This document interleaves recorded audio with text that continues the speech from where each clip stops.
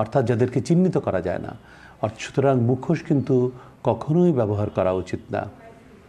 আল্লাহ আমাদেরকে সুন্দর মুখ দিয়েছেন, আমরা এই মুখ নিয়ে চলাফেরা করব, এর থেকে সুন্দর আর কি হতে পারে।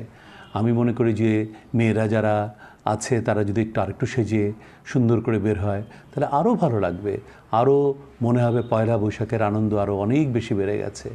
মনে রাখতে হবে পয়লা বৈশাখেও কিন্তু সেই ফাল্গুনের সেই শিমুল পলাশ গাছে তখনও ফুল ফুটে থাকে, চারিপাশেই ফুল থাকে, তার মধ্যে যদি এই সুন্দর একটা মঙ্গল শোভাযাত্রা হয়, প্রতিটি মানুষ যদি সুন্দর ড্রেস পরে, নতুন ড্রেস পরে বাচ্চাদেরকে নিয়ে বা বড়রাই যদি নিজেরা বের হয়, তাহলে কিন্তু অনেক কিছু শিক্ষণীয় আছে, এখান থেকে শিক্ষণীয় আছে এবং মনের আনন্দও কিন্তু আছে।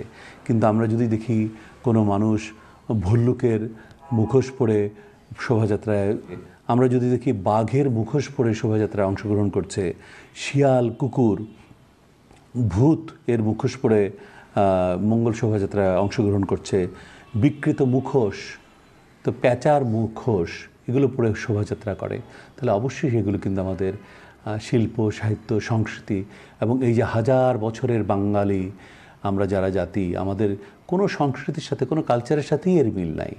আর যেহেতু পয়লা বৈশাখ এই মাত্র হয়তো 450 বছর যখন সম্রাট আকবর যেদিন সিংহাসনে আরোহণ করেছিলেন, সেদিন থেকেই এই বাংলা নববর্ষের সূত্রপাত হয়। তো যদি তাই হয় তাহলে আমার মনে হয় মুখোশ পরার থেকে আমরা পরবর্তীতে সম্পূর্ণভাবে নিজেদেরকে বিরত রাখব। এবং এ ব্যাপারে আমার মনে হয় সরকার যিনি থাকেন, যারা থাকেন অথবা যারা দায়িত্বপ্রাপ্ত থাকেন, তাদেরকে অত্যন্ত সতর্ক হতে হবে যে এই মুখোশ পরে মঙ্গল শোভাযাত্রা কখনো হতে পারে না। মঙ্গল শোভাযাত্রা মঙ্গলের জন্য হবে, আমরা যা কিছু করব ট্রান্সপ্যারেন্ট হবে।